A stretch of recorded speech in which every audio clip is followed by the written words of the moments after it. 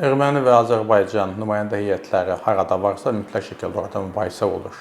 Bu görüşdə də təbii ki, çox ciddi fikir ayrılıqları oldu, mübahisələr oldu. Ermənilər hər zaman dedikləri fikirlərin üzərində qalırlar.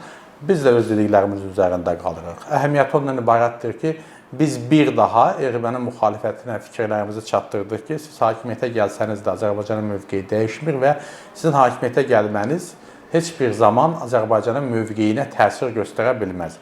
Vəziyyətiniz daha da pisləşər və əgər siz Paşinyanın razılaşdırıldığı məsələləri ləğv etmək istəsəniz, bu sizin üçün heç də yaxşı, heç nə vəd etməz. Yəni, sizin apardığınız siyasət heç də Paşinyanın siyasətindən uğurlu ola bilməz. Çünki Ermənistanın bunu həyata keçirmək üçün heç bir şansı yoxdur.